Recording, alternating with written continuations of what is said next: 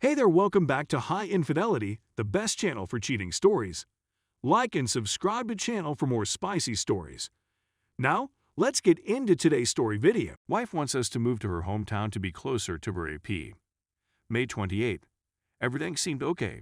We were chatting on FaceTime many times a day.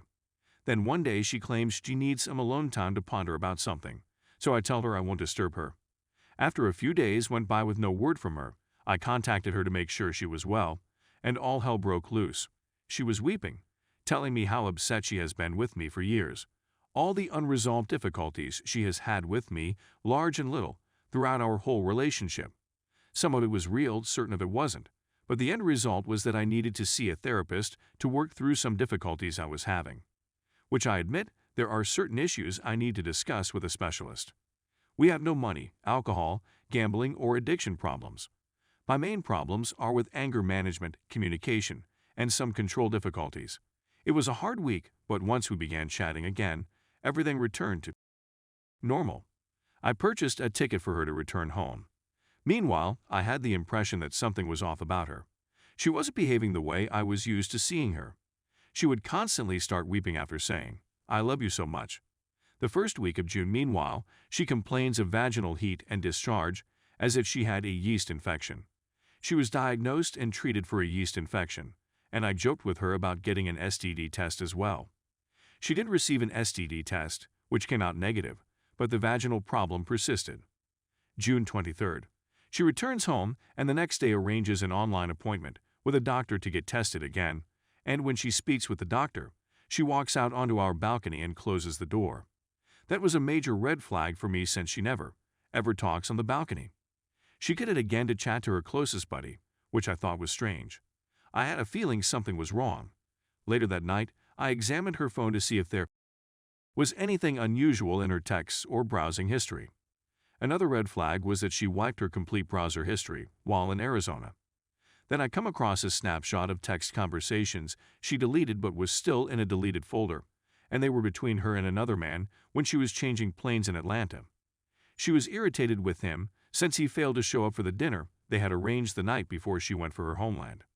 I then searched through her phone records, noting how many times she texted or contacted his number. And she'd been in touch with him for 5 days before we had our first real chat about marital difficulties. I confronted her and discovered that he had been a long-time high school crush of hers, and she had seen him at the club one night while out with her pals. She kissed him at the bar and followed him home at night. She met him 3 more times in a public park after that, and she intended to visit him for dinner one more time before returning to me. He didn't come up on the last night, and she understood he was taking advantage of her. She said that the day following her first encounter, she felt awful and knew she had wrecked our marriage. She continued to meet him because she felt that our relationship was gone, she was lonely, and she needed a guy to give her attention and confidence. We were still communicating throughout that period she was seeing him, and she contacted him often after we spoke. There are simply a lot of emotions for me to handle right now. She claimed she went home with him because she was frustrated with me, and when she met an old acquaintance from her past, she gave in to temptation.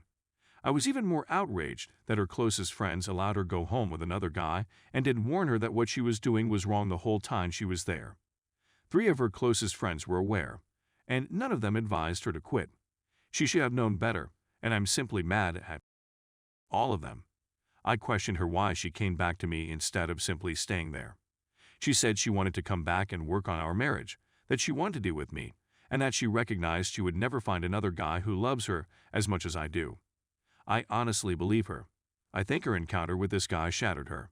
I've been the only guy she's ever been with, so I understand a human urge to try something new when the opportunity arises, but a marriage promise needs to mean something.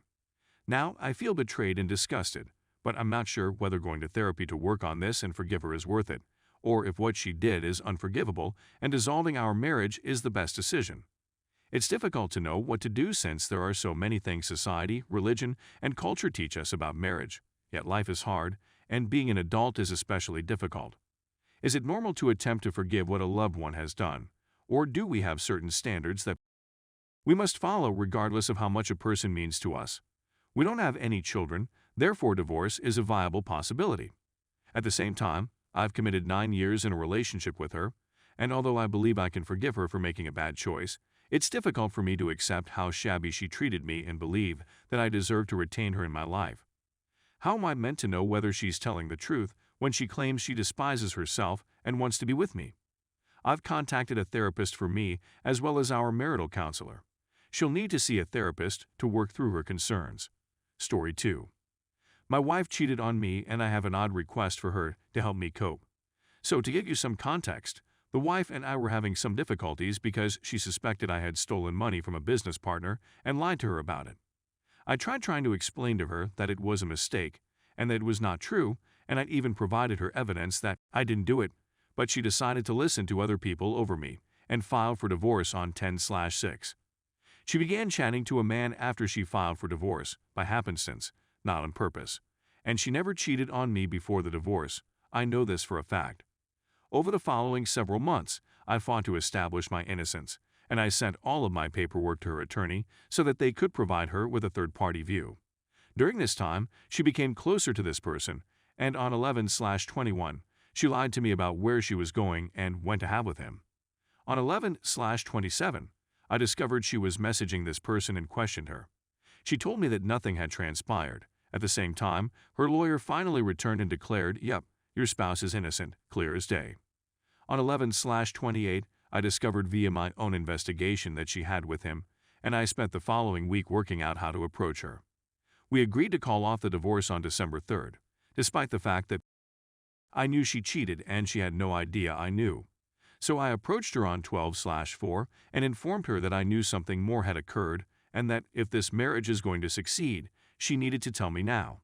She acknowledged to having and I admitted to knowing. I also stated that I was in a bad mood and attempted to exact vengeance on her by downloading Tinder and doing the same thing, but I couldn't bring myself to go beyond a few emails with any women and presented the evidence. I never cheated or even spent the time to actually get to know any other girl. Now I'm attempting to deal with everything she did, including filing for divorce based on a rumor, publicly bad-mouthing me, selling her wedding ring, and screwing another person. She continues to beg and plead for me to take her back, and a big part of me wants to because I keep justifying her infidelity by telling myself that we were in such a bad place together and the divorce was filed before she did it. So maybe we can heal. With professional help. Or maybe not, but I love her enough to give a fair shot. She informed me a few days ago that sleeping with another lady would relieve her guilt and handed me the hall pass. I rejected because that's not who I am and I feel it would be harmful to our marriage, but dealing with her infidelity is difficult. But oddly, our life has improved, as has our communication and honesty. So an idea came to me, and I haven't questioned her about it yet, but it was as follows.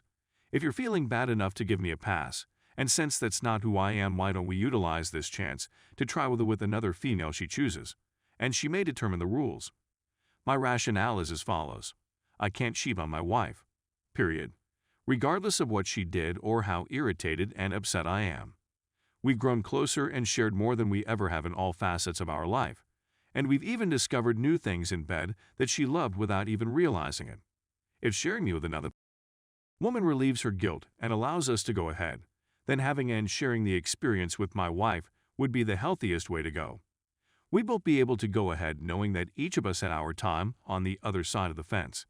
Since her cheating made her realize that she has it perfect with me and will have to live with hurting the person who loved her more than anything, her words, maybe spending time on the other side of the fence with her involved and picking the partner will bring us closer by easing her guilt, my betrayal, and rebuilding our trust in one another because I'd involve her. Is any of my reasoning, notion, scenario, etc.